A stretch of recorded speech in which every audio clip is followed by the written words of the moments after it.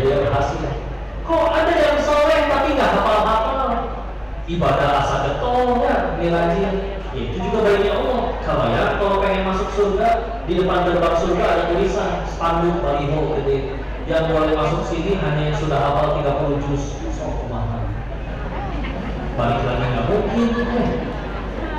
Tapi kabar baiknya Allah, meskipun dia baru al-ikhlas kita apa-apa, tapi lillahi ta'ala merasa dirinya banyak dosa, dan juga ketika wafatnya pas lagi ngapalin kulhu, insya Allah masuk surga.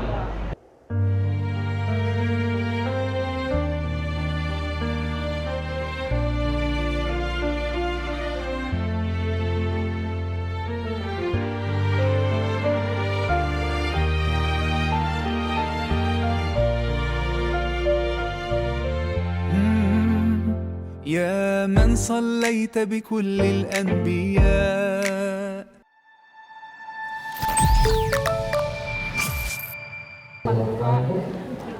Pembuluh darah 18, tensi darah, iya sana, tensi darah 'Alaihi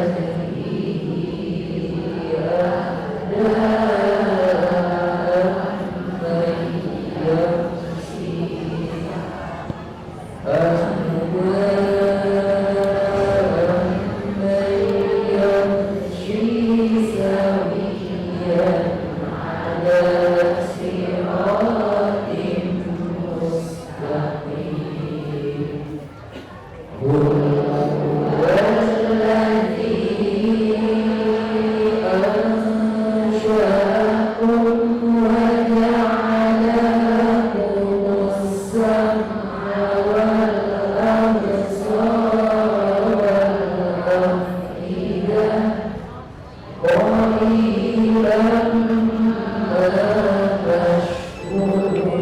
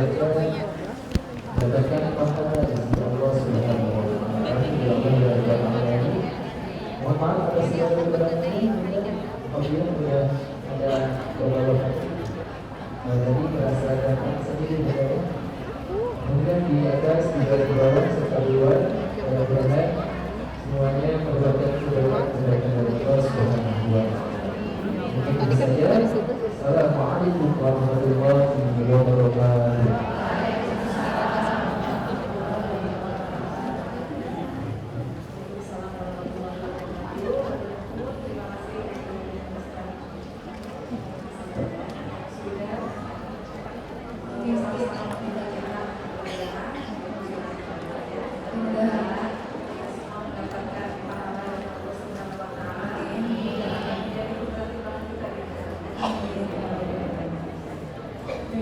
Baik, sebelum acara utama kita mulai, yang kehadiran Ustaz Fadli Isli, kita akan bagi-bagi berkas. Kita sudah surat tadi. Dari biasanya nanti anak-anak sore-sore. Baik, ini berarti yang hadir di sini ini orang tua murid semua. Oh, yang kelas juga umum. Kirain ini berarti orang tua murid semua, kan berarti nggak ada yang jomblo ya.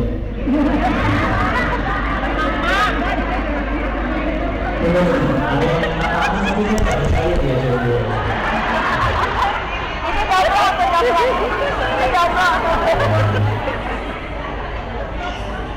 Nggak apa-apa ya, syarat masuk surga bukan harus menikah atau jomblo ya. Yang penting takwa. jodoh, dianugerahkan yang solih-solihan. Udah, yang ngapain itu di tangga? Duduk aja di sini. Saya rasanya diintip nih.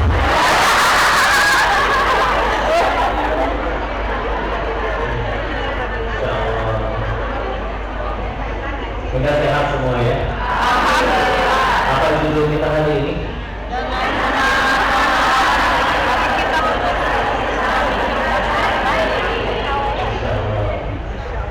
Bagi yang sudah punya keturunan berarti tinggal dipraktekkan. Bagi yang masih belum, bahkan belum ada pasangannya, nggak apa-apa ya. Karena selagi jodoh itu waktu yang paling tepat untuk menambah ilmu sebanyak-banyaknya. Karena perlu ilmu ya. Orang bilang masalah kemanusiaan paling besar kemiskinan, kelaparan, atau bahkan kriminalitas. Menurut kami justru yang lebih bahaya adalah ketiadaan ilmu atau ketidakinginan mencari ilmu. Ya, beneran. Orang nggak punya ilmu tuh masih bisa lulus, nyontek, beli kunci jawaban, bahkan nggak usah sekolah sekarang bisa beli ijazahnya aja. Ya, kita tahu ya. Maka, tapi kalau misalkan isi kitanya yang kosong, maka mau kerja juga sebulan sekali dipecat ada. Karena punten kalau misalkan tidak punya keterampilan, maka pasti jadi beban. Ya, Ibu tahu negara Australia. Kalau di Australia itu ya, syarat masuk ke sana itu ditanya dulu, kamu punya keterampilan apa? Ketika nanti ngurus visa, ya. Kalau misalkan ternyata punya keterampilan tapi bisa salah satu yang tidak paling banyak dan memang jurusan kuliah yang paling banyak diambil akuntansi misalnya ya, maka bisa ada kemungkinan nggak dikasih izin untuk ke Australia visa ini. Tapi ketika ada yang bisa waktu itu bisa bikin dari kayu jadi kursi ukiran yang cantik, atau ada juga yang pernah sebagai dia pandai menjahit. Sekolahnya juga nggak nyampe S1, baru S1 nya apalagi S2 dan yang lainnya. Tapi punya keterampilan yang orang tidak punya. Kata yang ngasih visanya orang kedutaannya, Australia membutuhkan Anda. Jadi harus punya skill, ilmu, keterampilan. Ya, itu sampai di beberapa negara sudah diterapkan seperti itu. Ya. Jadi itu yang membuat manusia bertahan, sehingga kalau misalkan orang bilang, kok saya anak orang kaya misalkan, sekolah bodoh juga tetap ada yang nafkahin, ngasih duit, ada yang modalin usaha dan lain-lain. Tapi punten bisa. Kalau benar-benar nggak punya nilai diri, dia manahin apapun nggak pernah becus. Ya, ini terlepas sifat ya. Ada orang yang memang sifatnya padahal baik, sopan, santun, tapi memang nggak punya keterampilan. Maka tetap saja nggak punya nilai untuk dirinya, maka itu jadi bahaya. Efek sampingnya merembet. Nanti akhirnya jadi nggak ada punya pekerjaan. Kalau nggak punya pekerjaan, nggak punya duit, maka jatuh kelaparan. Kelaparan jatuh kepada kurangnya iman, bisa ada yang mencuri jadi kriminal. Ya. Awalnya dari ilmu. Bandingkan dengan orang yang berilmu. Ya.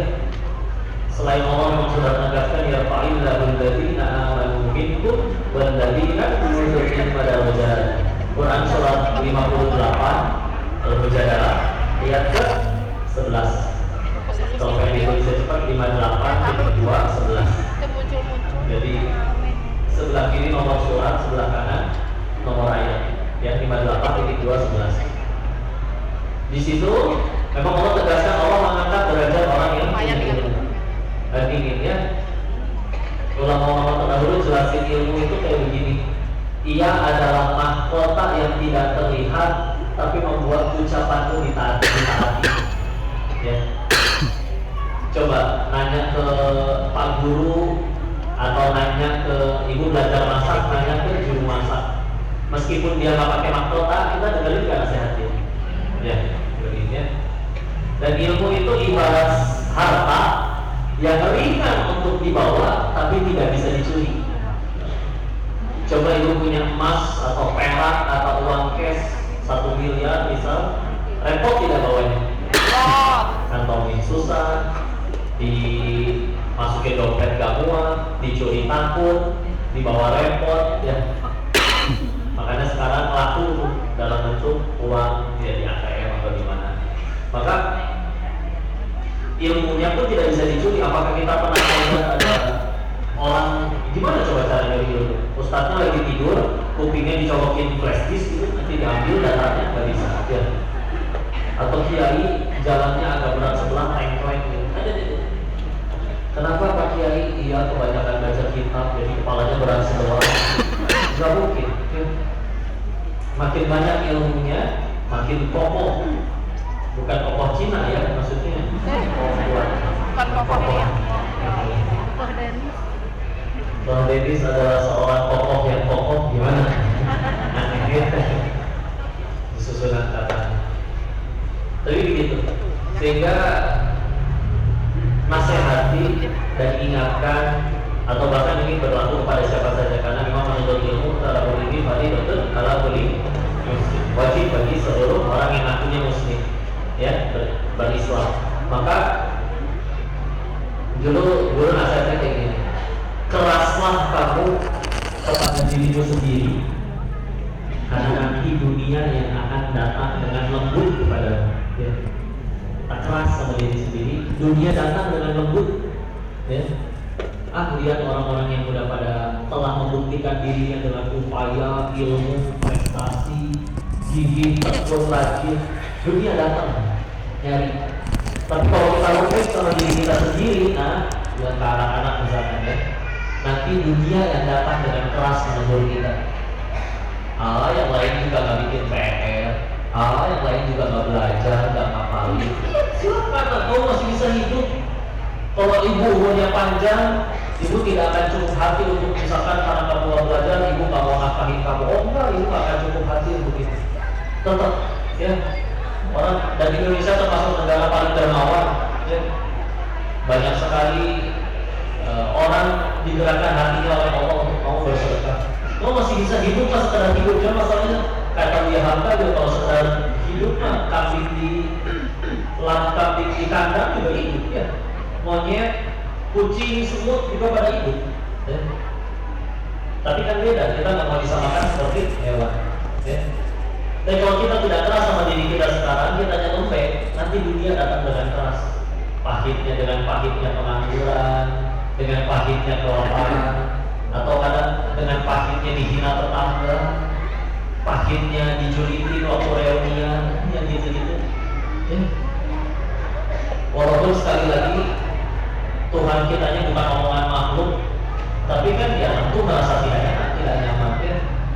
Dan harus bisa merasa diri ketika melihat saat dulu saat kita kerjanya sekolahnya bareng, duduk barengan, kenapa sekarang di usia 40 ini dia punya perusahaan, aku malah punya banyak utang, pasti ada yang berbeda.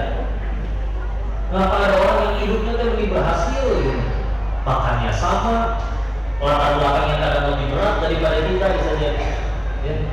Sebagian orang akan nyalahin kiri kanan, ayah saya sih begini, dulu sih ibu saya pendidiknya begini, iya sih saya sekolahnya di sini, dia mah paling bapaknya gini gitu, terus saja mencari alasan. Enggak, juara sejati nggak pernah banyak alasan ya.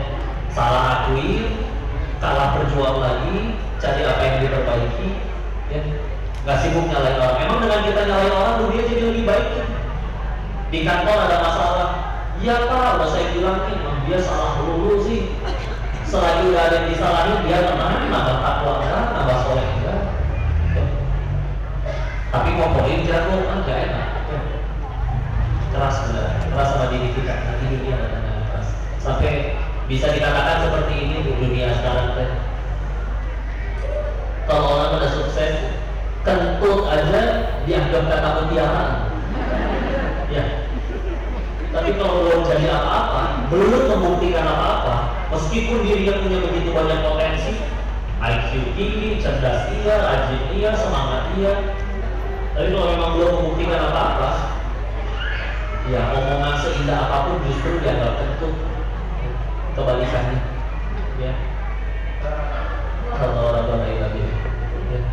Dan Ini seiring ya. Kalau orang bertanya, bukti orang imannya udah benar, ngajinya udah benar, bertakwanya udah benar. Salah satunya apa? Pengen jadi manfaat buat orang lain. Lihat para nabi ya, yang udah para nabi dan orang soleh di zaman kapanpun, mereka hidupnya lebih banyak mikirin diri sendiri atau mikirin orang lain? Pengen jadi manfaat. Meskipun awalnya datang ke masjid karena galau, ada yang diputusin pacar, ada yang keliling pinjol, ada yang ya apapun alasan ya. Tapi ketika awalnya nyari tenang dan tenangnya udah dapet, pasti ada dorongan dalam diri dari iman tersebut. Saya pengen jadi manfaat bagi orang lain. Bahkan nanti bahagianya itu bergeser. Dulu bahagianya hanya sekedar ketika keinginan saya terkabul, aku senang atau tidak. Ya, sekarang bahagianya ketika dia bertanya, sudah berapa orang yang saya bahagiakan. Terus pengen jadi manfaat. Ya, seiring itu pasti ya. Pak, silakan ya, pakai ilmu, pakai kebaikan, pakai manfaat. Ya, tapi balik lagi, kalau bicara tentang membentuk generasi, ya, saya kutip dulu nasihat dari Imam Malik, rahimahullah, Malik bin Anas, gurunya Imam Syafi'i, rahimahullah.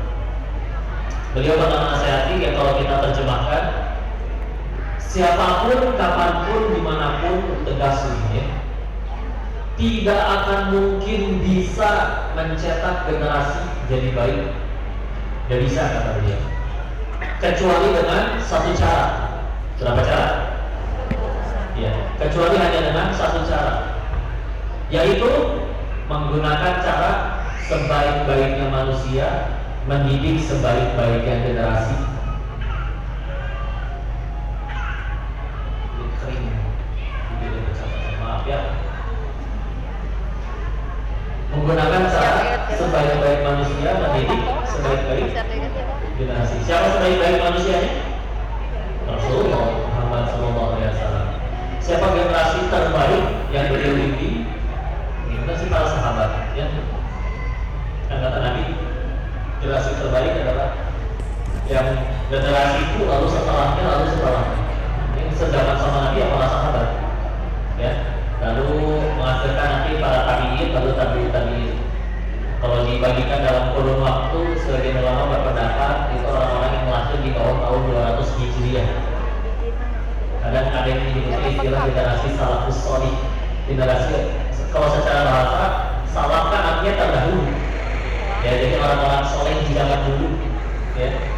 Kalau zaman sekarang, kholaf, ada salaf, ada kholaf. Ya. Maka itu nasihat dari beliau ya. Tapi kalau kita mau rujuk kembali, pilar pendidikan di dalam Islam hanya ada dua. Kalau mau dirangkumkan semuanya, pilarnya merujuk berarti kepada hanya ada berapa? Dua. Apa saja yang dua itu? Satu, doa. Dua, keteladanan. Ulangi. Dua. Ya. Itu. Karena kalau yang dua ini udah dapat, sisanya insya Allah lebih mudah. Karena hanya tinggal bicara teknis, anak umur berapa gimana, anak umur berapa gimana, anak umur berapa gimana, komunikasi gimana, kalau anak cewek gimana, dan yang lain-lain. Ya. Dan soalnya kalau ini bicaranya nanti arahnya ke arah parenting, ya agak repot juga. Namanya parents kan suami istri. Apa di sini Maria semua, lahir tanpa suami semua? Enggak ya. Insya Allah. Nah, tapi ini mimpi semua. Saya berusaha husnuzon, satu suami bawa 3 istri atau gimana?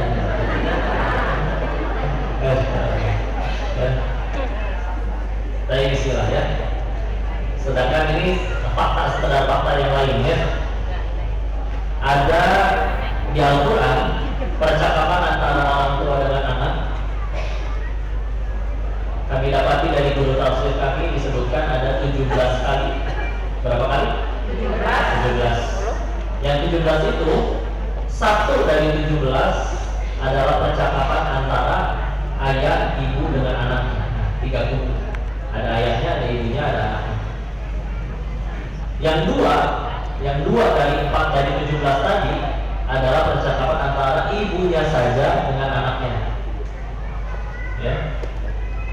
sisa 14 adalah percakapan antara ya si suami si ayah dengan anak-anaknya.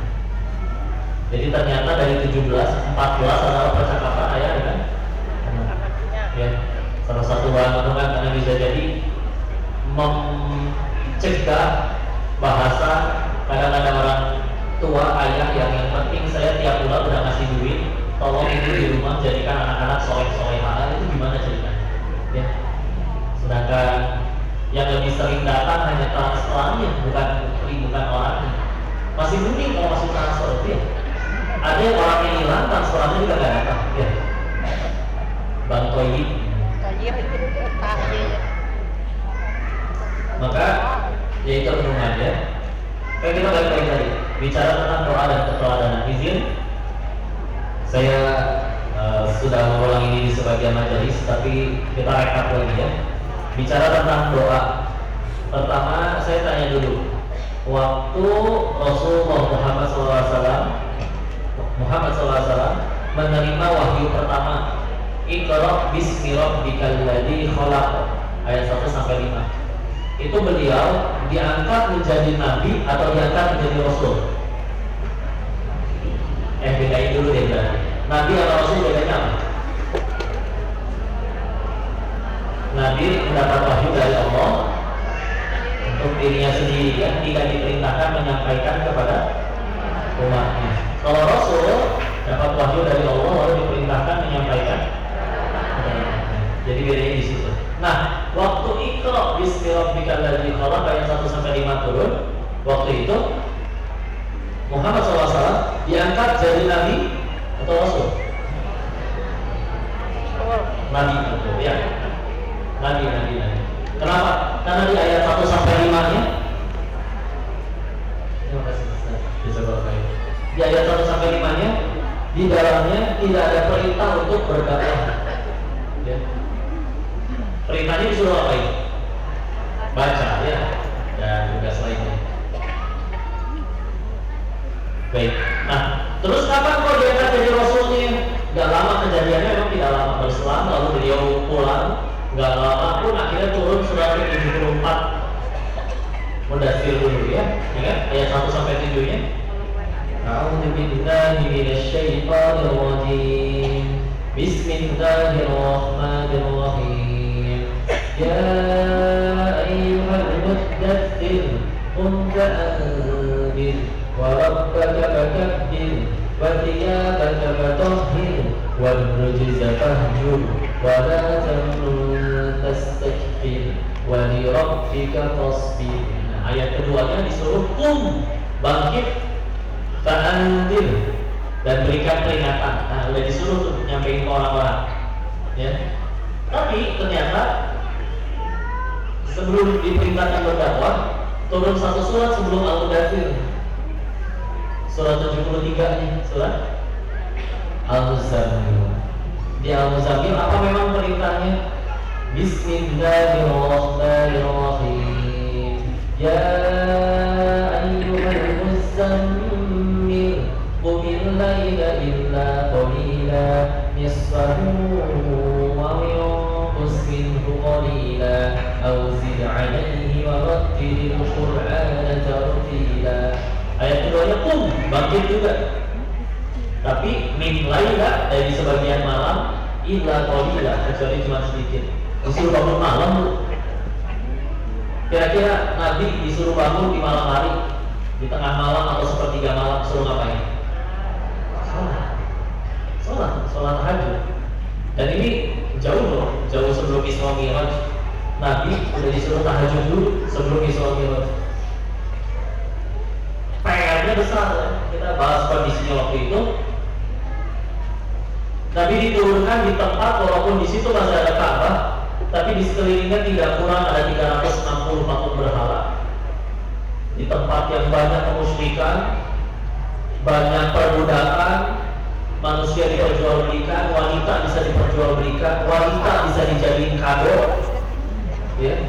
Lahir bayi perempuan dikubur hidup-hidup, banyak yang mabuk-mabukan, perzinahan tuh ngaco lah, sengaco-ngaconya tempat. Orangnya pada gampang marah, hanya karena tersinggung sedikit bisa perang.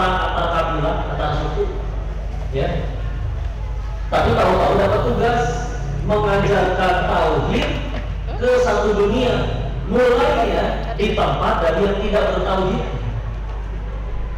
Waktu pertama nyampein, yang percaya cuma 4 orang, istrinya, sahabatnya, sama anak kecil 2 orang. Ah, itu gimana tuh? Apa bekalnya untuk ngadepin PR sebesar itu? Malah disuruhnya tahajud dulu. Coba, gak mungkin kalau nggak ada keutamaan yang luar biasa di dalamnya. Ya, karena Kiai Haji Arifin Ilham almarhum di Bogor yang disentuh ya, beliau pernah mengingatkan orang ahli tahajud itu Allah turunkan, berikan yang namanya haibah jadaliyah, ya, seperti kayak dia punya aura, wibawa, karisma yang membuat orang itu mencintainya, dan ini datangnya dari keagungan Allah, ya. Sehingga nanti misalkan ada dua orang menyampaikan sesuatu yang disampaikan persis sama pisan, tapi yang satu ahli tahajud, yang satu nggak pernah tahajud. Nanti hasil di hati pendengarnya itu demi Allah beda. Mungkin mudah-mudahan akan pernah ngerasain, rasanya sih udah pernah dengar nasihat ini gitu, entah di mana. Jangankan diamalin, dia ngomongnya aja lupa siapa. Ya. Tapi kok ketika diulang lagi oleh orang itu, kok saya pengen ngamalin ya? Apa yang beda ya? Padahal ternyata dia jauh lebih muda dan lain-lain. Ya. Semuanya insya Allah. Benar kita aja doa. Imam Syafi'i rahimahullah, ketika kita tahu ya, beliau sukses dalam mendidik anak-anak, murid-muridnya. Salah satu hasilnya diriwayatkan beliau itu kalau sholat tahajud ngedoain murid-muridnya, nggak ngedoain diri sendiri lah gitu ya. Belakangan ngedoain diri sendiri, ngedoain orang lain itu ya. Lebih mudah nanti insya Allah orang ahli tahajud, dengan tentunya ya 5 waktu juga terjaga ya, jangan jadi berarti tahajudnya aja yang penting, ya nggak kayak gitu ya. Jadi istilah sok dicobainnya tahajud. Apa setelah doa? Keteladanan ya. Adik pun mikir, saya contoh Quran surat ke-25 Al-Furqan surat 25 ayat 74, 25.274 ya. Ini adalah doa, ini bacaannya, Rabbana hablana min azwajina wa dzurriyyatina qurrata a'yun waj'alna lil muttaqina imama. Nah, kata imam di situ artinya adalah pemimpin, betul. Imam itu pemimpin. Tapi kata guru bahasa Arab saya, beliau bilang kayak gini. Imam itu satu akar kata dengan kata yang berarti pola. Dia satu akar kata dengan pola. Ibu tahu pola, kalau ngejahit sudah ada polanya, kan enak ya, tinggal diikutin. Tapi kalau nggak ada polanya kan bingung. Potongnya berapa senti, ke atas, ke bawah, atau kemana nggak tahu. Ke kiri, ke kanan, bingungnya. Nah, Nabi dalam mendidik sahabat memang kayak gitu, nggak asal dulu, ada polanya, dicontohin dulu. Ya. Sehingga pertanyaan selanjutnya seperti ini. Nabi sukses mendidik sahabat. Sahabat ada nggak yang pernah kena pukul sama Nabi? Pernah atau tidak? Siapa yang jawab pernah? Tangan. Siapa yang jawab tidak? Oke, nggak apa-apa. Di sini kita bahas sama-sama ya. Sahabat ada yang pernah kena jewer sama Nabi. Contoh Abdullah bin Abbas radhiyallahu anhu, di beberapa riwayat yang menceritakan dari beliau bagaimana Nabi sholat malam. Ibnu Abbas masuk ikut sholat, tapi di belah kiri berdua. Karena di belah kiri sama Nabi dijeper, dipindahin belah kanan. Jadi, walaupun itu makan nggak sakit, atau mungkin ini yang hidup ini masyhur soalnya, biasanya banyak orang tahu. Waktu menjelang Nabi wafat kan pernah ada Nabi bertanya kepada para sahabat, siapa yang pernah aku zolimi balas satu hari ini juga? Ada yang angkat tangan itu dan berkata, perlu saya pernah kena pukul olehmu. Kita ungkap, ya. Dia udah silakan balas sekarang. Dia malah berkata, saya waktu kena pukul nggak pakai baju. Ya, lagi masih pakaian atasnya kan, sampai kelihatan perutnya diganjal dengan batu karena sedang menahan lapar. Tadi pertanyaannya, orang itu akhirnya balas mukul Nabi atau meluk Nabi? Tahu, berarti pada tahu riwayatnya ya. Sehingga namanya adalah ada yang kena fisik oleh Nabi pun tidak ada yang ngambek, marah, dendam, kecewa, undung ya. Itu pelajaran. Kenapa? Beliau teladan, dicintai, dikagumi.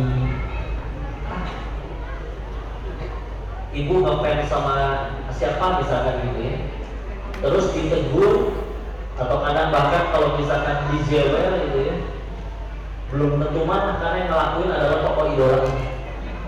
Kalau bisa jewer lagi dong mas. Ya Allah ya. Atau pelajaran selanjutnya ya, ketika bicara Quran surat 4 An-Nisa ayat 34, surat 4 ayat 34, Ar-Rijalu qawwamuna 'alan nisa, ayat selanjutnya. Di ayat yang cukup panjang itu, selain menegaskan bahwa rijal laki-laki qawwam, jadi pemimpin bagi para perempuan. Di bawahnya ada penjelasan lebih lanjut.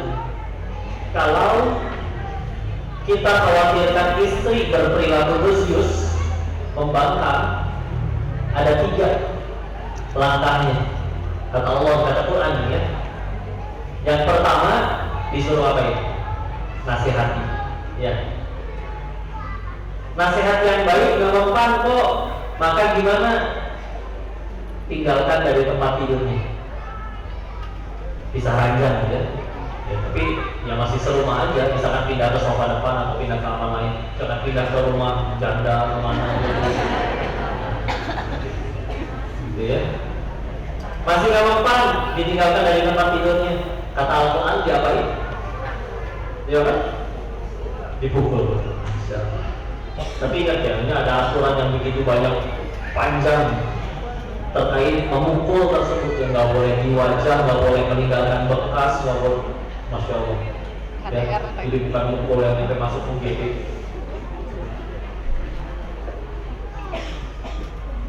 Ya, Insya Allah sebentar kita begini dulu.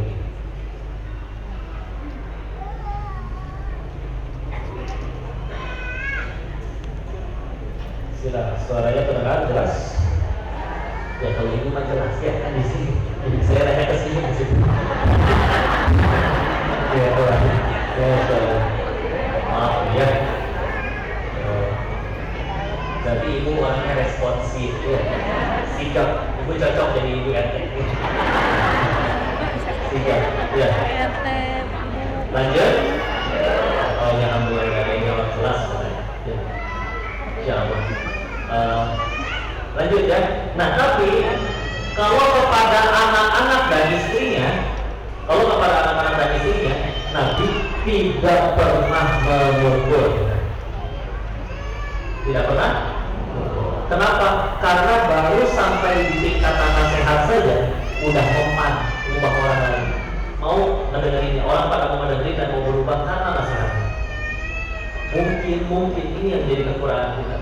Kita solehah, iya soleh-soleha, tapi soleh sendiri dan belum menjadi seseorang yang layak dikagumi oleh bahkan anak-anak kita sendiri. Oh ini PR. Kenapa muda? Nabi mah mendoain dia dan jadi sosok yang dikagumi juga dia. Coba contohnya ya, anak ibu main handphone dulu, Pokemon misalkan ya. Itu tuh Pokemon? Tahu ya. Senjata rahasia ya buat kalau anak rewel. Terus handphonenya ibu ambil, ada nggak? Ada. Ngambek nggak? Tapi kalau anak ibu ngefans sama artis Korea, siapa namanya misalkan? Soun.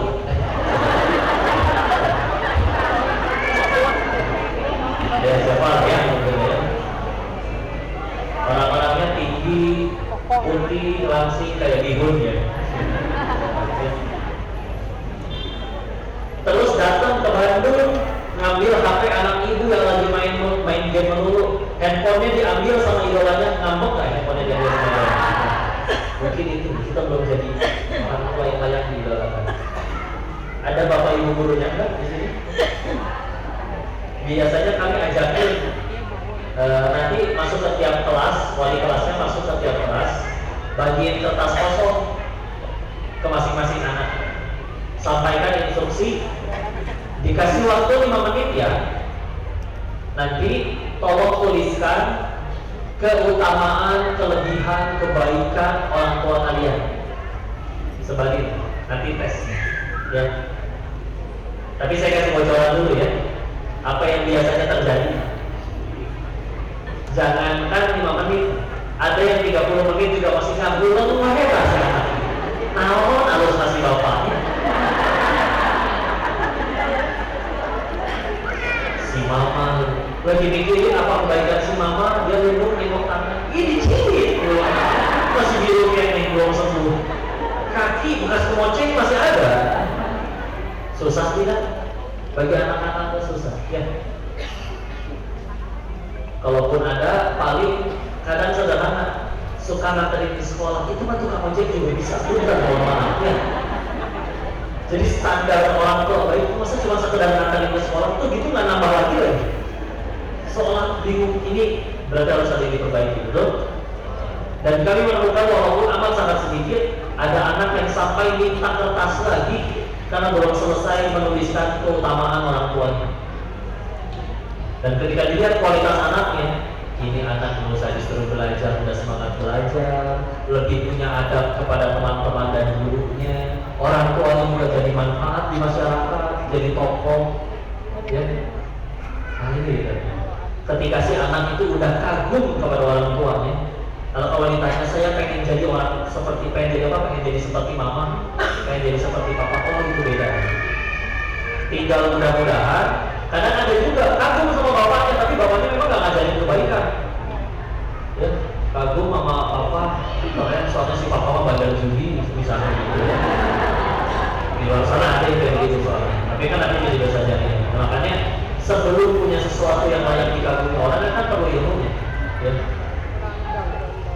Atau nanti gurunya boleh pas bagi rapot sampai ke hadapan para orang tua murid, ibu, bapak, kemarin kami survei loh ke anak-anak, nyebarin kertas, terus ditanya tentang apa sih pesan-pesan atau keutamaan orang tua bagi kalian anak-anak.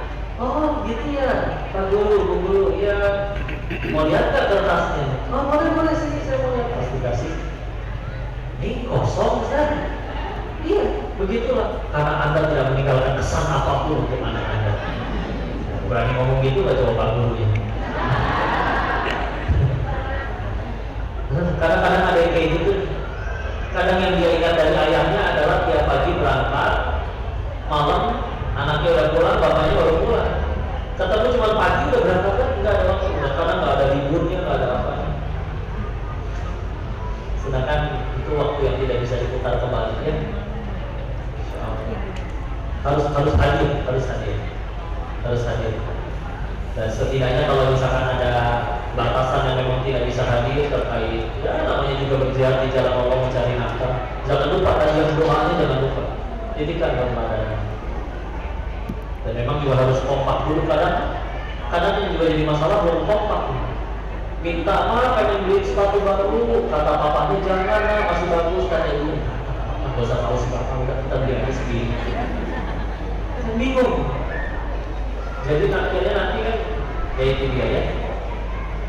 Sedangkan laki-laki seharusnya menjadi kepala, katanya juga namanya kepala keluarga. Tapi yang ngajarin untuk ngebangkang kepada pemimpinnya, malah yang ratunya sendiri repot ya. Jadi nanti ketika anak-anak yang terbiasa melihat itu ketemu peraturan tuh takut. Karena di rumahnya sesuatu yang terbiasa untuk dibantah, untuk dibantah ya. Nah, seperti itu ya.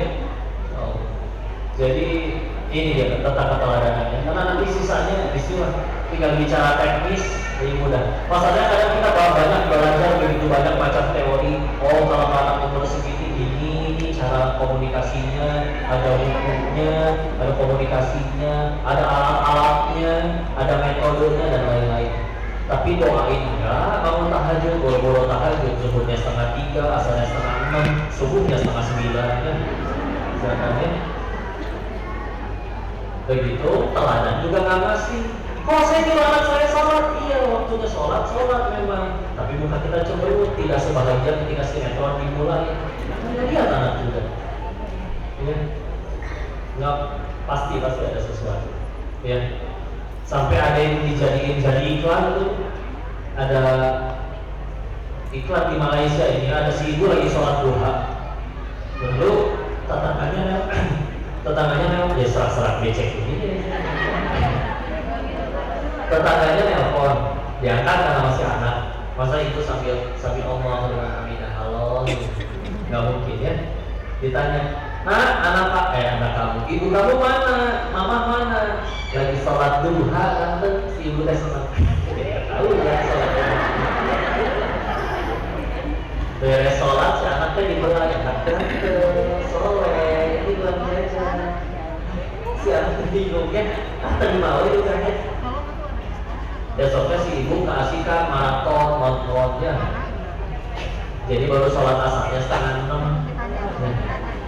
Tetangga nelpon lagi, ditangkat sama anaknya. Si ibu lagi sholat asar. Karena kalau rumah lagi sunyi kedengeran kan sampai suara yang ditelepon juga. Mama kamu mana nak? Kempur itu si ibu. Nanti jawab. Udah ada khusyuk-khusyuknya di sholatnya. Dijawab sama si anak, lagi sholat asar tante. Biasa jawabnya, tapi di telinga di si ibunya kan nggak biasa. Slow motion. Lagi sholat asar tante. Kedengeran suara yang ditelepon juga. Apa? Sholat asar jam sekian. Beres sholat si anak, kamu ngapain bilang kayak gitu? Tanya, diciri. Bingung tuh si anak. Ya. Sholatnya emang untuk apa? Untuk dipuji tetangga atau untuk Allah? Kelihatannya ini mulai banding asal mamanya teman saya nggak pernah sholat ya galak gitu dah.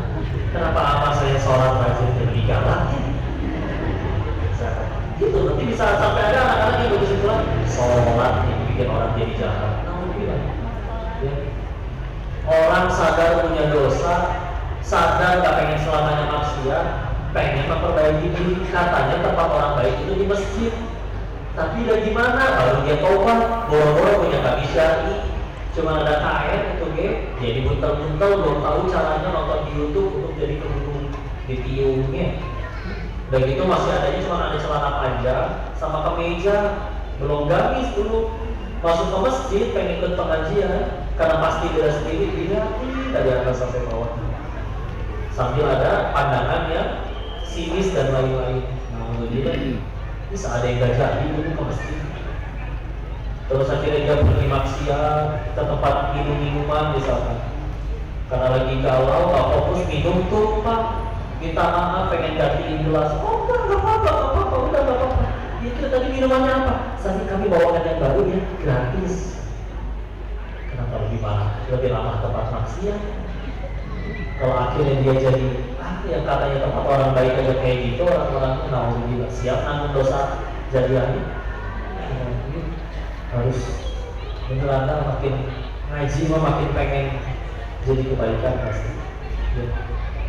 Kalau tapi dia memang belum syar'i, suatu saat di dalam Allah datang bisa dia dijauhi taat daripada kita. Ya, ada yang tahu di dalam orang atau kita pas lagi futur maksiat, maunya datang pas lagi maksiat, nggak ada yang tahu. Ya, nggak ada yang tahu, nggak ada yang bisa ngejamin. Kadang diberi was-was oleh syaitan beres ngaji, udah gitu ngeliat tetangga rumah dekat masjid, tapi nggak pernah kelihatan di masjid. Dalam hati doang dia ngomongin ngaco tetangganya. Dari duit, dari gelap, mimpi gelap sebelum subuh, mimpi setelah isya, ngaji talak, ngaco. Nggak ngucap, tapi dalam hati nggak tahu bisa jadi dia ternyata 5 waktunya terjaga, masjid banyak kok di mana-mana. Kita nggak pernah tahu, mungkin malamnya kita ngorok dia tahajud, mungkin sholat malam, nggak pernah tahu. Atau bahkan ternyata dia masih nyari duit dari gelap sampai gelap, ternyata yatim piatu dan anak sulung dari 6 bersaudara mesti nafkahin adik-adik yang nggak pernah tahu. Kita yang sekarang berada di sini, bismillah, insya Allah, kok bisa? Oh, alhamdulillah, suami kita enak kerjaannya, jadi saya nggak usah ikut kerja.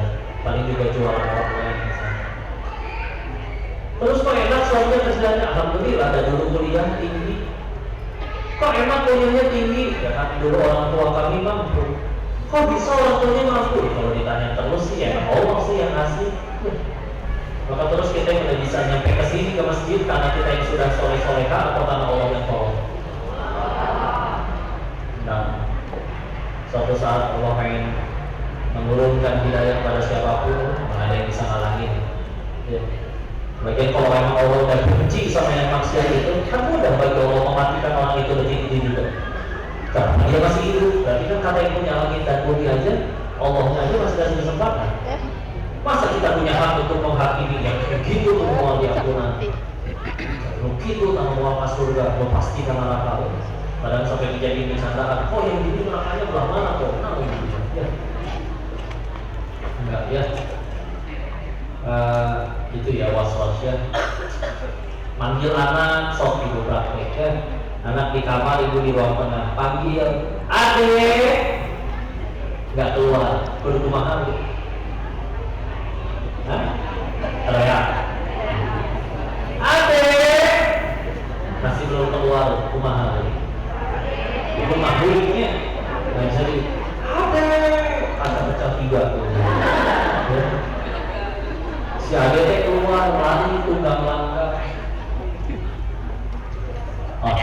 Lari tunggang langkah keluar. Jawab dengan jujur. Ibu langsung memberitahu alasan kenapa ibu tadi manggil atau diomelin dulu saja. 1-0. Besoknya si anak teh butuh sama si mama, panggil dari ruang tengah gantian. Mama, belum keluar. Mungkin kamarnya si mama jauh, harus naik angkot dulu. Gak tahu kan, kalau orang saya tuh ya. Insya Allah. Mama, masih belum.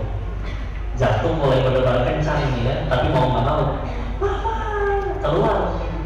Tapi apa yang terjadi? Anak yang dikurang ajar. Makin orang tua masa kayak begitu. 2-0. Terus nanti ibunya bertanya, kok hanya anak saya tuh asa minderan gitu ya? Kalau jujur pun ya, seorang anak punya fitrahnya adalah berpikir, saya tidak diterima dimanapun, saya tahu tempat di mana ada tempat yang pasti menerima saya apa adanya. Itulah yang disebut rumah. Ya. Di dalamnya ada orang tuaku yang menyayangi aku. Aku mau dipecat dimanapun, aku pulang ke sana pasti dipersilahkan. Tapi ternyata dia mendapati justru manusia yang paling sering memarahinya adalah tadi yang dia sebut ternyata ibu.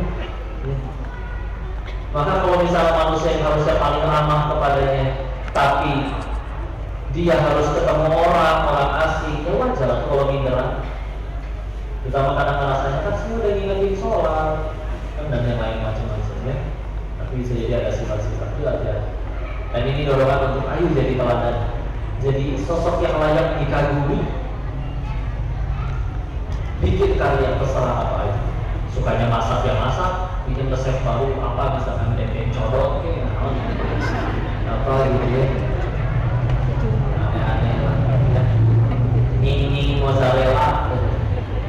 Ya. Ya ini maksudnya. Tapi dan kata survei kalau dibilang nggak ada waktu ya aneh juga ya. Pernah baca survei gitu Bu, manusia zaman sekarang itu dalam sehari megang handphone rata-rata 313 kali dalam sehari.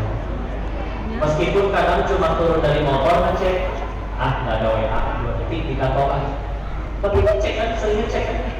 Kadang cuma sekarang orang kadang malas pakai jam tangan, jadi melihat waktu di mana? Ya. Bosan nunggu bus, nunggu angkot, apa yang dilihat? Kalau ada chat, kebanyakan yang lebih mudah untuk kita buka ajakan gibah ya.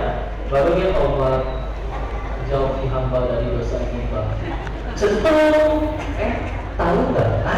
Pertanyaannya jawab atau apa nih ya? Cepetan mau tahu nggak? Dalam kepala buka. Ada apa sih?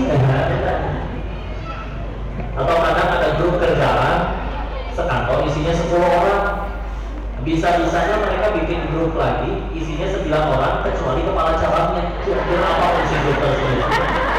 Tolong jawab ya. Kira-kira apa fungsi grup tersebut? Masya Allah. Kadang suka ada yang oh enggak kok kita pengen bikin surprise nih, bisa makanya bikin grup yang gak ada dia aja. Allah tahu niat di hati masing-masing ya.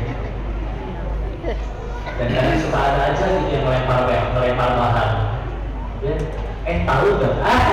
Tahu gak itu ih Insya Allah ya. Insya Allah hati-hati ya. Dan dalam sehari tadi kan kalau disentuhnya 313 kali ya. Tapi kalau misalkan secara durasi namanya juga rata-rata ya. Ada yang lebih, ada yang kurang. Tapi secara durasi rata-rata sehari itu kita lihat handphone 5 jam ada. Bisa dicek. Bahkan di tiap aplikasi ada. Kayak di Instagram itu bisa dicek ini kita dalam sehari itu udah melihat berapa jam. Ya. Maka dan itu baru satu aplikasi ya, belum yang lain-lain. Kan kita banyak aplikasi, buka WA, buka TikTok, buka apa, buka YouTube, buka lain-lain. Alhamdulillah kalau buka YouTube-nya yang baik-baik ya. Dan kadang makan kita kan cuma scroll, lucu lah ketawa ya.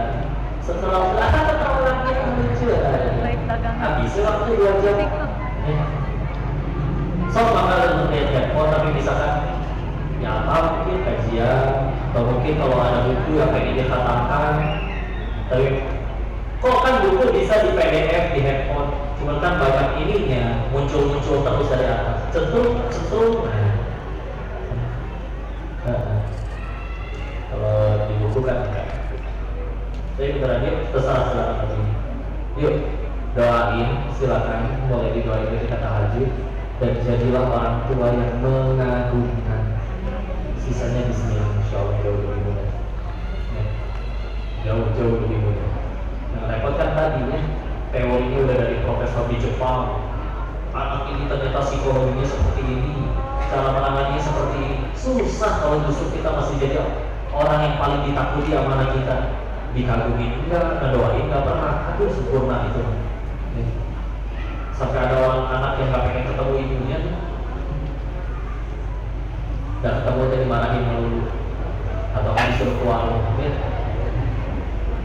Ini karena ada ngomongnya di hadapan orang tua ya. Kalau dia ada pilihan ada pada anak-anak beda lagi tentang biru walidayah dengan apa.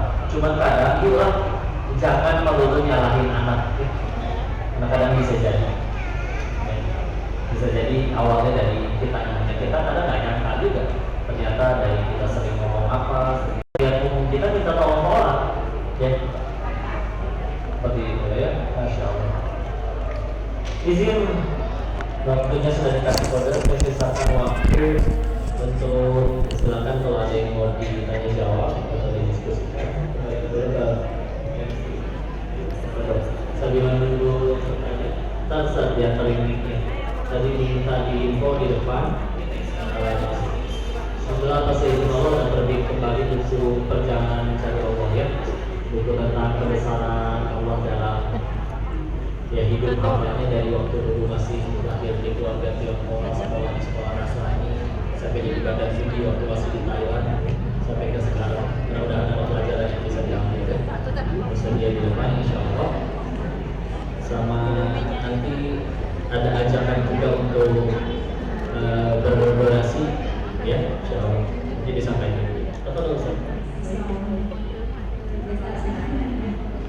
Terima kasih banyak Ustaz dari sini yang sudah menyampaikan usianya. Pasti banyak ya yang bertanya-tanya, ingin bertanya tapi dua pasti 3 pertanyaan. Jadi ada pertanyaan dua di dalam dan satu di luar ya. Nanti kan masih kesempatannya dulu sendiri. Baik, ada yang mau bertanya? Bapak boleh satu bapak nanti satu ibu ya. Ustaz mau langsung dijawab atau dikumpulkan dulu pertanyaannya? Langsung siap. Bismillahirrahmanirrahim. Assalamualaikum warahmatullahi wabarakatuh. Waalaikumsalam warahmatullahi wabarakatuh. Sebenarnya saya bersyukur Ustaz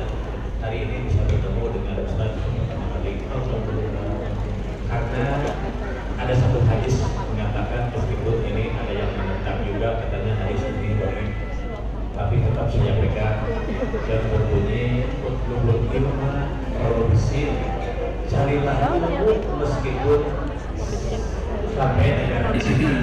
Alhamdulillah pagi ini Cina mendatangkan dia.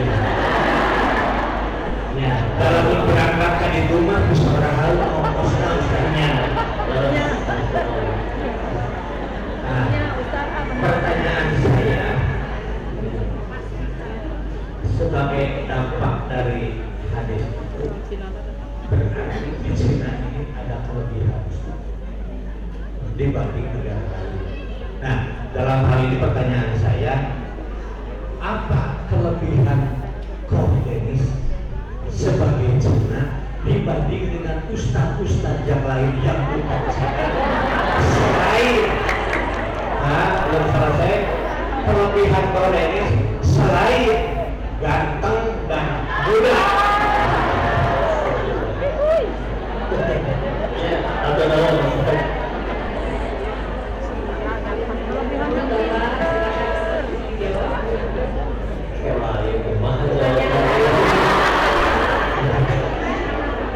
Ganteng sudah anugerah. Alhamdulillah. Singkatnya kayak gini enggak lah ya. Masya Allah. Saya pakai Mandarin pusing gitu. Wah, kalau ditanya kelebihannya ada kelebihannya. Aslinya mah banyak dosa. Ya kalau diperhatiin wajahnya satu-satu dari tadi saya lihat kelihatannya kalian pernah jadi badan judi ya. Berarti kan saya dosanya paling banyak. Layak Allah matikan ketika sedang bermaksiat di sana. Tapi kalau mungkin secara umum ya minimal ya, dari sekian banyak orang-orang yang pernah ditemui, memang ada yang dari mereka nggak bisa milih. Saya juga nggak bisa milih. Kalau terlahir di keluarga yang mana, suku dan suku bangsanya apa, nggak bisa milih. Tapi kalau memang melihatnya global secara umum, memang satu yang unik, walaupun tidak semua sekali lagi ya. Untuk urusan ekonomi, cara mereka bersikap terhadap uang itu beda. Ya. Cara mereka bersikap terhadap uang itu beda. Jadi kadang orang tuh suka salah fokus bicara jadi kaya itu hanya bicara tentang kudu bisnis apa. Bagi mereka, bisnis itu cuma kayak kendaraan untuk menyampaikan ke satu tujuan. Jadi seperti hanya alat untuk menyampaikan ke tujuannya menjadi kaya. Jadi kadang mana dijual apa aja, ya. Dan beberapa rumusnya memang ada, seperti kayak misalkan prinsip-prinsip dulu kami diajarinnya, kita itu pengen jadi kaya, bukan pengen kelihatan kaya. Itu beda. Karena kadang orang bahkan nggak bisa bedain itu.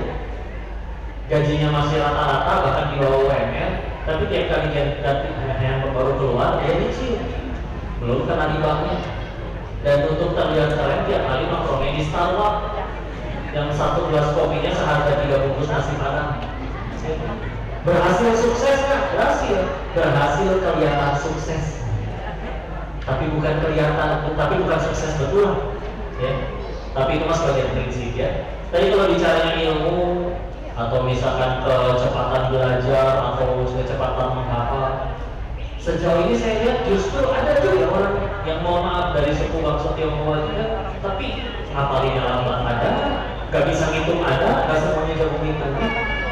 Tapi yang dari bukan yang Chinese tapi dia jago ngitung, jago menghafal ada.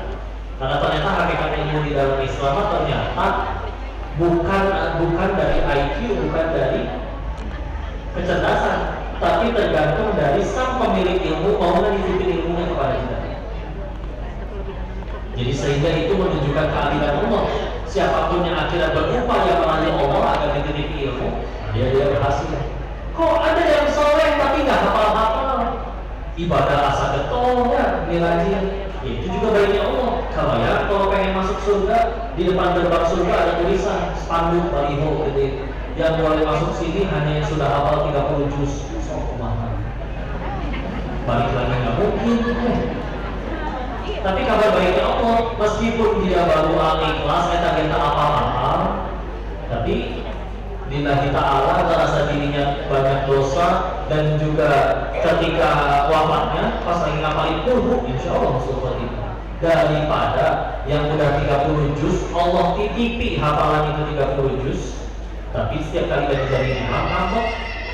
Yang jadi imam dijulitin sama dia, begitu harus sampai kurangnya. Dan apa hal lain itu? Oh Bukti maha baiknya Allah apa? Tadi lihatnya Allah melihat hatinya, kalau malah menjadi kesombongan. Sudah, itulah dia ya. Berarti kalau dimiliki harta bukan berarti dimuliakan, diambil dunia ini juga bukan berarti dihinakan. Semuanya masih benar-benar ujian. Ya. Maka kalau ditanya apa saya lebihnya, yang saya tahu kelebihan saya dibanding yang lain, saya lebih banyak dosanya dibanding yang lain. Oh, dan ekonomi kan tapi tidak tahu karena dapat SMS selama mau datang Ayo maksiat malaikat yang gak pernah ketiduran pasti dicatat dilihat ibadah belum tentu terima ya. Repot jadi manusia yang Masya Allah. Tapi underwear kalau dari lagi Allah itu masih terus pengen ngaji sholat gitu ya kewajibannya. Tapi ya justru yang kedua apa ya Allah mudah-mudahan bisa jadi amal soleh jadi kebaikan. Kalau ditanya kebaikannya apa kelebihan Allah Allah tak tahu. Karena mau diaku dan aslinya nggak bisa. Kan setiap kali manusia dipuji ada dua fakta ini. Ya, setiap kali kita dipuji ingat dua fakta ini. Satu aslinya kita dipuji, satu karena aib yang ditutupi. Dua aslinya bukan kita yang dipuji, tapi Allah yang dipuji. Contoh, ibu dipuji, ibu teh cantik ya. Emang ibu bikin mukanya sendiri dalam rahim, ngadon sholatan gitu. Nggak bisa enggak. Berarti Allah kan yang bikin. Layakkah kita dipuji atas sesuatu yang tidak kita ciptakan? Jadi kan yang bikin cantik gak pesen. Berarti sebetulnya dari dipuji, kamu teh cantik. Oh berarti ya Allah yang lagi dipuji kan Allah yang bikin. Gitu, jangan aku. Kalau lagi kayak gini Allah minimal tidak ada kebaikan pada diri. Mohon doa dan nasihatnya, mohon doa dan langsung.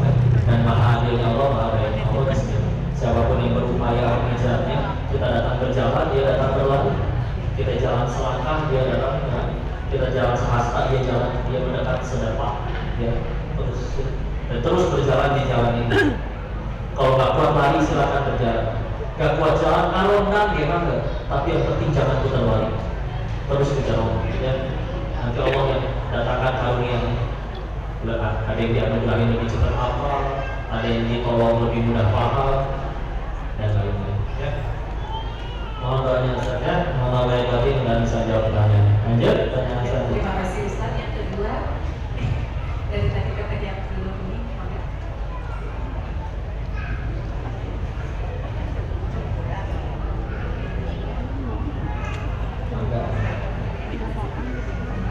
Assalamualaikum warahmatullahi wabarakatuh. Waalaikumsalam warahmatullahi wabarakatuh.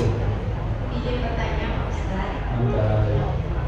Gimana caranya kita tiap-tiap amalan agar kita itu istiqomah dalam kebaikan, dalam beribadah dan dalam kesabaran mengurus anak-anak. Terima kasih. Wassalamualaikum warahmatullahi wabarakatuh. Waalaikumsalam warahmatullahi wabarakatuh. Gimana kira-kira cara istiqomah dalam kebaikan dalam mengurus anak gitu ya pertanyaannya. Bismillah. Nomor satu kan jelas minta tolong ke Allah ya. Kadang yang kurang dari kita tuh kita nggak minta tolong ke Allah. Kayak contoh pengen bangun tahajud kan. Gimana caranya? Pasang alarm 3, minta tolong bangunin ke siapa? Tapi lupa untuk ngomong aja dalam hati ya Allah, bantu hamba ya Allah. Bisikan hamba bangun malam. Beda. Alarmnya udah di sini. Karena seolah-olah kita jadi kayak bergantung kepada ikhtiar gitu. Jadi satu yang tolong kepada Allah. Dan kita tuh Apa alarmnya? detil kita ngawasin anak kita nggak mungkin 24 jam. Mau dimasangin chip pun itu anaknya kemana-mana bisa dilacak, tetap aja. Ya. Harus kita tolong kepada Allah. Ya. Kita tolong. Di dalam surat Al-Kahfi surat ke-18 itu yang Nabi Musa sama Nabi Khidir membangun ulang kembali rumah anak yatim yang membawa Allah. Lalu kan di akhir perjalanan dijawab bahwa di sini di bawah rumah ini ada harta yang dipegang orang tuanya dan disebutkan bahwa ada abu rumah soleh dan karena ayahnya orang tuanya ini soleh tidak diceritakan anaknya soleh atau enggak, tapi lihat ya orang mah kita membangun rumah yang membangun tukang. Ini anak yatim berdua yang membangunnya Nabi 2 orang. Jadi merenovasi rumah mereka dan Allah menjadikan karena orang tuanya selalu.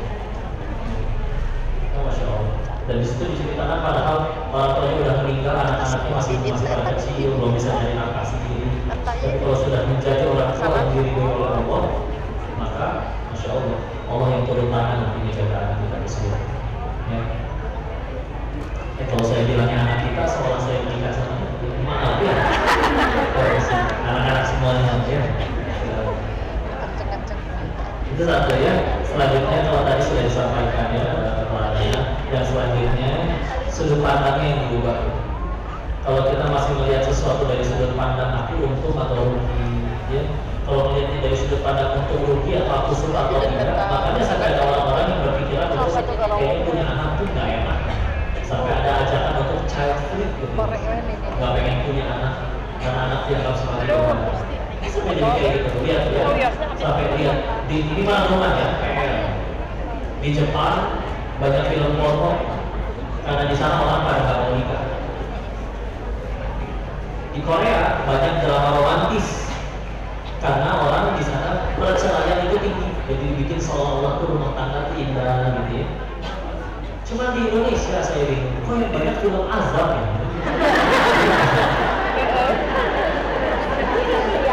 Ya Allah. Ini makanya ya. Gitu ya. Kalau saya ngomong, jadi sudut pandang asli beratnya ngurus anak-anak. Nggak mungkin Allah biasa pasti. Repotnya bangun tengah malam, ada yang menyusui, ada yang bersihin popok, ada yang harus dulu mereka pengen berangkat tinggal mandi ganti baju dan dari sedikit sudah berangkat sekarang udah nyiapin susunya, nyiapin bajunya, dan segala macam. Ya, betapa luar biasa. Tapi itu semua jihad di dalam. Ya. Jangankan mengurus anak, yang pahit-pahit seperti misal contoh diselingkuhin sama suami. Punten, kalau gara-gara diselingkuhin itu ibu jadi tambah dekat sama Allah. Tadi nggak pernah tahajud jadi ahli tahajud, nggak pernah baca Quran jadi rajin baca Quran. Punten, bisa jadi gara-gara diselingkuhinnya itu surganya ibu lebih terjamin daripada yang suaminya nggak pada selingkuh. Meskipun yang suaminya udah nggak selingkuh, nggak usah disuruh selingkuh, nggak selingkuh dong. Nah, kayak gitu kok, kayak gitu konsepnya. Tapi maksudnya adalah jaga kalian itu seperti kepahitan, ya. Karena bisa jadi kepahitan itu yang mengantarkan kita ke surga. Jadi sudut pandang ini juga. Selagi sudut pandang yang mau pakai sudut pandang ini, dunia itu selalu berat. Ya. Ini selalu berat. Tapi kalau harus pakai sudut pandang aja Allah, udah insya Allah ya. Jadi selagi dua ini belum dihilangkan, satu entah kita terlalu cinta sama dunianya, atau dua mungkin kita belum pengen surga.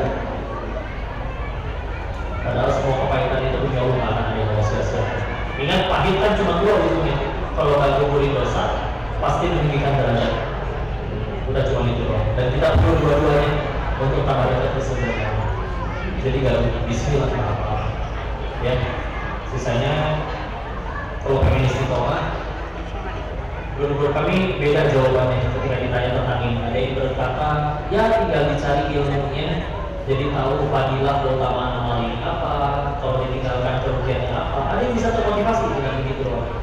Tapi ada juga dengan cara lain kalau diri pribadi. Kalau saya mah ingat dosa, tahu akan mati, tahu cita-cita ke surga. Terus ketika futur misalkan dikasih was-was sama syaitan yang lain, dikasih gitunya tuh ibadahnya bisa. Harus berani berkata ke diri sendiri, mereka mau zuhurnya cuma 2:30, asalnya 5:30, nggak pernah duha, nggak pernah tahajud, dan seumur hidup cuma 5 waktu doang, dihukum telat, masih bisa ke surga? Insya Allah bisa, karena dia nggak punya dosa sebanyak saya. Maka diri yang layak Allah matikan atas dosa-dosanya ini, terus mau Allah berikan kesempatan di sini bisa ngaji dengan muda-muda yang soleh-soleha, bapak ibu, ya. Terus diri ini nggak mau ningkatin amal lebih banyak, nggak tahu diri aja dia. Jadi kita sendiri gak suka dengan orang yang tahu diri, maka jangan biarkan diri kita jadi makhluk seperti itu di hadapan Allah. Jadi setiap kali syukur ingatnya ke sana lagi, ke sana lagi. Cita-cita kita sama semua pengen ke surga, tapi bahwa utang saya lebih banyak, utang dosanya. Dan dia nggak tahu dari ampuni atau belum sampai sekarang. Jadi ya, itu aja jadi. Atau nanti paling terakhir wisata rohani, main ke kuburan, lihat dulu dia lebih kaya, enggak. Ternyata dikubur juga. Dulu dia lebih cantik, enggak. Ternyata dimakanin cacing juga. Ya. Atau mampir kayak kalau di Dokter Junjunan tuh pasti ada rumah singgah Al-Fatih, ya. di Surabaya ada rumah kanker Indonesia. Ketemu tuh sama orang-orang yang udah divonis dokter, umurnya 6 bulan lagi. Anak-anak kecil umur belum juga 3 tahun, tapi kepalanya sudah botak karena penuh dengan jahitan. Umur di kepala, ditanam selang di dalam kepala. Ya. Tapi bisa mereka yang ngajak bahagia, ngajak senyum, ngajak main, ngajak ketawa. Wah, seketika datang ke tempat kayak gitu, masalah-masalah kita seketika jadi receh. Itu amat sangat menghidupkan hati. Ya. Masya Allah, bismillah. Kalau bisa dirutininya, kalau bisa atau ngejemput orang sakit itu juga bisa. Yang dia mah pengen terlanjut kebebasannya karena sakit, kita mah sehat, bebas, tapi dipakai untuk apa sehatnya? Ya begitu. Jadi banyak ini dalam rumah. Masya Allah. Mudah-mudahan bisa menjawab pertanyaannya. Wallahualam. Cukup? Masa ada lagi mana? Ada ibu yang kedua. Boleh saling berdiri. Itu Assalamualaikum warahmatullahi wabarakatuh. Masya Allah bisa melihat langsung terus yang muda dan tampan. Sudah tidak muda lagi, terus Ini seusia dengan anak saya Ustaz. Makanya tadi saya di grup keluarga ini ibu Iko Denis loh. Masya Allah ibu cakep pisannya. Udah cakep pisan, alhamdulillah. Tapi dari selain itu, Masya Allah, walaupun Ustaz masih muda, sudah izinkan luar biasa. Makanya barusan ketika ditawarin untuk bertanya, wah ini mah kesempatan saya ini. Karena kalau si saya di luar, Insya Allah Ustaz, tadi Ustaz menyampaikan, Masya Allah, katanya kalau kita sudah ada seorang yang sudah terkenal, Ustaz atau siapapun ulama, kalau sudah terkenal mah, kalau sudah hebat mah, walaupun masih muda, dia dimana-mana itu apa yang disampaikannya itu, walaupun kentutnya pun katanya harum. Makanya saya tahu kalau ini kan masih muda, udah 3 pun, apakah menantunya? Tapi tadi sebentar lagi, walaupun orang yang pintar, orang yang sudah banyak ilmu, tapi kalau nggak terkenal katanya tetap aja apa yang disampaikannya itu kayak kentut. Ini saya dapat kahrulang gitu ya. Padahal Ustaz, kalau kita melihat di masjid-masjid yang banyak, masjid-masjid yang kecil, masjid itu banyak sekali di sana Ustaz-Ustaz yang sudah pandai, yang walaupun mereka tidak dibayar ataupun tidak dibayar, mereka mengajar anak-anak. Jadi Ustaz jangan bilangin mereka seperti bau kentut. maksud saya bukan begitu. Ya, maksudnya Insya Allah bukan kalau berbeda. Makanya Ustaz, aku itu kami tersebut dengan kata-kata itu, mohon Ustaz tadi sampaikan dalam malam Isawar. Ustaz dengan ini saya terima kasih Ustaz. Assalamualaikum warahmatullahi wabarakatuh. Baik, izin ini ya dijelaskan. Jadi tadi maksudnya maknanya bukan berarti harus terkenal, karena terkenal tapi malah dipakai untuk mengenalkan diri, bukan untuk mengenalkan Allah. Dia kikiran kayak gini teh, ibu kurang bisa dapat manfaat, bisa saya yang kenalkan sendirian. Kalau merasa agung, merasa sombong, jadi maksiat dan hanya tidak mengenalkan Allah tapi hanya diri sendiri. Maksudnya tadi adalah dorongan, yuk jadi orang yang berprestasi. Prestasinya apa? Prestasinya lebih lengkap di hadapan Allah, bukan di hadapan makhluk. Karena firman bisa jadi maksiat, terkenalnya bisa jadi dosa. Kalau salah, jadi kebaikan. Tapi ada orang-orang yang tidak dikenal di hadapan makhluk, tapi mulia di hadapan Allah. Ustaz-ustaz yang tadi yang mengajarkan tadi bayar, yang tetap mau segitu menghabiskan waktunya untuk dakwah, luar biasa mulia di sisi Allah. Ya. Tapi ini juga kadang jadi renungan. Kadang-kadang kita mah hanya sibuk untuk terus-menerus mengomentari orang lain, tapi berkarya nggak mau. Padahal kalau kita sibuknya bukan komentari orang, tapi sibuknya terus-menerus berkarya, suatu saat Allah izinkan memang ada episode dia jadi orang besar, lalu dia gunakan kebesarannya untuk mengajak orang tambah banyak kenal Allah, lalu jadi kebaikan. Jadi maksudnya adalah, ya kan kadang-kadang orang sekarang melihatnya dari sudut pandang faktor luarnya aja. Oh, karena sudah ada kesuksesannya, makanya mengucap sedikit aja dianggap jadi kayak suatu nasihat yang bagus.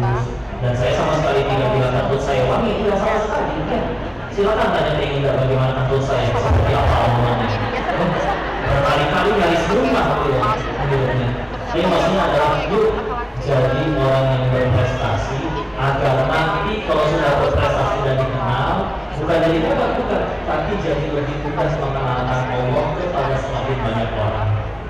Follower banyak emang kebaikan juga. Kita meninggal nggak ditanya followersnya berapa, centang biru atau tidak, tapi akan ditanya keterkenalanmu itu dipakai untuk apa? Karena popularitas hanya alat untuk mengenalkan Allah kepada semakin banyak orang. Karena kalau ternyata nggak ada yang nonton, maka ya nggak ada yang makin kenal kepada Allah. Tapi mumpung ada yang nonton, daripada saya jadi ini maksiat, saya joget-joget di TikTok misalkan, atau saya jadi playboy syariah misalkan, modus-modusin anak cewek orang, mendingan ya udah yuk ngaji, yuk belajar yang baik, ya. Jadi masya Allah, semoga Allah memuliakan para guru-guru kami yang diujinya bukan dikenal di dunia, tapi memang sudah dikenal oleh Allah dan para malaikatnya. Karena ikhlas lillahi-ta'ala berdakwah cara ngomong tanpa dikenal, tanpa diketahui orang. Ini saya pikiran demi Allah, nggak minta, nggak request ke Allah. Malah dulu mintanya, ya Allah jangan buat hamba dikenal, kalau dikenal malah membuat saya masuk neraka. Kalau tahu-tahu malah seperti ini, kan bismillah, ya Allah ini pun tadi beres kayak gini suka ngabul. Ya Allah tadi teh jadi amal niatnya ngasih tahu tentang Allah hanya untuk mengagungkan diri sendiri. Sini soalnya karena kata Nabi di hadis riwayat Imam Muslim, yang justru paling pertama masuk neraka salah satunya yang ngajarin agama Al-Quran, tapi malah hanya untuk dipuji sebagai seorang alim dan yang lain-lain. Maka justru yang paling terancam di dunia itu sana. Tapi kalau misalkan diminta, kalau ngaji di sini, mana yang ditolak dan nggak mungkin. Mumpung akhirnya banyak yang mau datang, mumpung akhirnya ada yang mau dengar, kenapa tidak digunakan ini jadi alat untuk mengenalkan Allah kepada semakin banyak orang? Apakah diri ini sudah baik? Oh tidak sama sekali. Allah menutupi, Allah tahu siapa penggemis yang asli. Ketika semiliar pernah ngapain aja, dosanya sebanyak apa aja, Allah aja yang maha menutupi aib. Ya. Dan amat sangat jauh lebih mulia ustaz-ustaz yang tidak dikenal daripada yang mungkin dikenal tapi malah jadi kotor hati, ngeri tiap malam dia mikirin ya Allah, jadi pahala ini setiap hari ceramah ini. Tapi yuk, kadang memang ada para pemuda yang harus dinasihati atau dimotivasi dengan cara yuk jadi orang yang berprestasi supaya kalian akhirnya dikenal, dan dikenalnya itu bisa mengajak orang tambah dekat sama Allah. Maksudnya begitu, ya. Mohon doain ya. Mudah-mudahan dari istiqomah. Jadi kalau melihat si kokotnya, ya Allah mudah-mudahan si kokotnya ngamalin apa yang diamalin, diomongin, nggak cuma diomong doang, ya. Mohon doanya ya dan nasihatnya. Semoga Allah memudahkan Bunda dan keluarga, dan mohon doakan diri ini ya. Kalau sholat mudah-mudahan bisa jadi manfaat dan kebaikan. Sekalian sekarang ada sesi. Oh ini ya Tadi untuk yang sudah bertanya, saya terima kasih izin dulu ya. banyak. Tapi ada sedikit penekanan dari panitia untuk pertanyaan pertama, yaitu Bapak. Terima kasih banyak Pak. sedikit Manfaat. Yang kedua tadi, ini yang pakai dulu ini. itu diberes Kalau saya hanya bermanfaat. Satu lagi itu terjadi tanya anak gini terjadi itu kan jadi baiknya terjadi tanya anak terjadi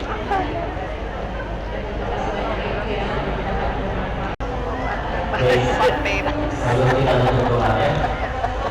Mohon keriduan hatinya, kita temukan hati dan kepala kita sebenarnya untuk mengajar di sisi lain. Alhamdulillah, beli obat Muhammad sallallahu alaihi wa sallam wa habibina wa syafiina wa maulana Muhammad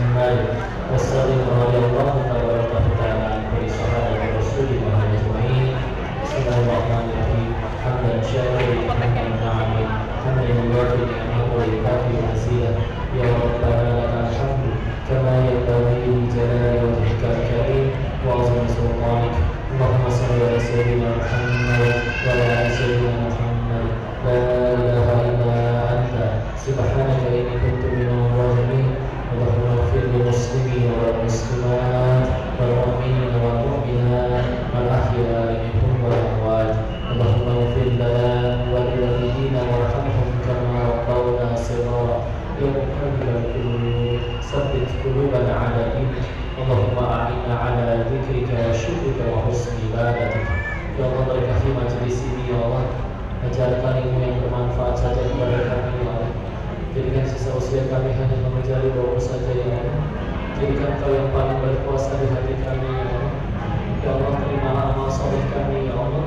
Mohon ampuni dosa-dosa dan kesalahan kami ya Allah, baik yang telah terang maupun sembunyi-sembunyi, baik yang telah lalu maupun bakal terjadi, baik ya Allah, baik yang kami sudah sengaja maupun tidak sengaja ya Allah. Dan ya Allah, jangan Kau biarkan diri ini wafat dalam keadaan dosa-dosa kami belum Kau ampuni ya Allah. Jangan Kau biarkan kami wafat dalam keadaan taubat kami belum Kau terima ya Allah.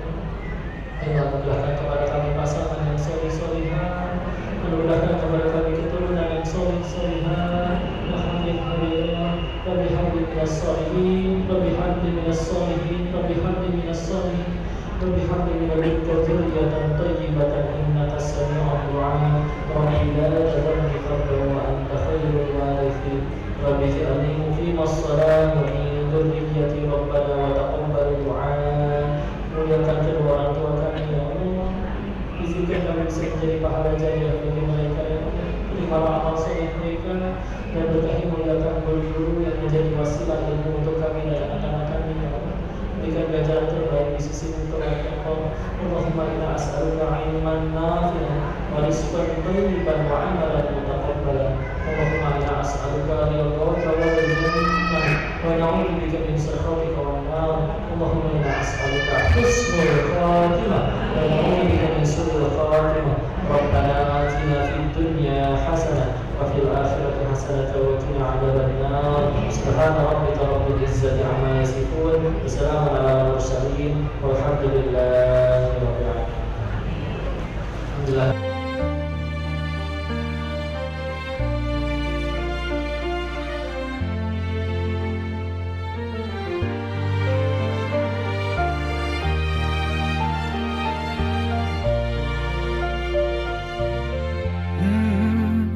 يا من صليت بكل الأنبياء، يا من في قلبك رحمة للناس، يا من ألفت قلوبا بالإسلام، يا حبيبي يا شافعي يا رسول الله، بأمي وأبي فديتك سيدي، صلاة وسلام عليك يا نبي. حبيبي يا محمد أتيت بالسلام.